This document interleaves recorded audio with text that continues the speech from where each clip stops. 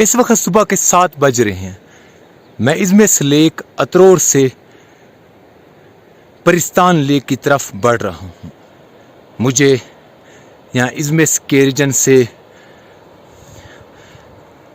परिस्तान और कंडोल की तरफ होने के लिए एक पास करना होगा, जो कि गालबन शायद इन पहाड़ों से होते हुए मुझे गुजरना होगा। काफ़ी चढ़ाई चढ़ने के बाद अब मैं इस वसी और रीज मेडो में काफ़ी बुलंदी पर मौजूद हूँ। मुझे परिस्तान लेक पहुँचना है। ये एक वाटरफॉल घिर रही है, ऊपर ग्लेशियर मौजूद है और यहीं इन्हीं पहाड़ों के बीच यकीनन परी लेक होगी, जो कि ये ग्लेशियर के पानी के पिघलने की वजह से वजूद में आई होगी। मेरा ख्याल था कि इस पीक को समिट करने के बाद मैं वैली के दूसरी तरफ पहुंच जाऊंगा, अलबत्ता ऐसा नहीं था। और इस वक्त मैं दोबारा उसी मेडो में मौजूद हूँ और ये पहाड़ उस वसी रीज मेडो को 2 हिस्सों में तकसीम कर रहे हैं। मेडो का एक हिस्सा इस तरफ और दूसरा हिस्सा इस तरफ है। ये इज़मिस के करीब एक वसी और रीज मेडो है। मतलब मैंने काफ़ी मुश्किल रास्ता इख्तियार किया है। बहुत ही इजी होता अगर मैं मेडो से सीधा इस तरफ आ जाता। अब क्या किया जाए।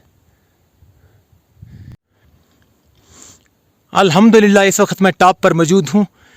मेरे इस तरफ इज़मिस का रीजन मौजूद है, जहाँ से मैंने सुबह सोलो ट्रैकिंग का आगाज़ किया था। और इस तरफ इंतहाई खूबसूरत परिस्तान का रीजन मौजूद है। Most amazing reason, this reason is most amazing.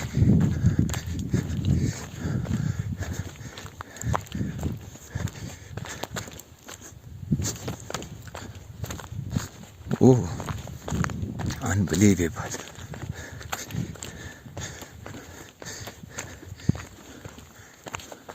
I think descent will be easy because it seems that here is proper track, but I will realize the situation.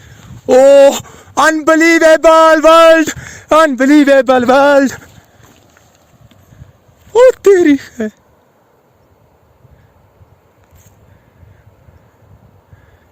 Unbelievable। इस वक्त 3 लेक्स देखी जा सकती हैं। सबसे ऊपर परी लेक, इससे नीचे परिस्तान और उससे नीचे कंडोल लेक।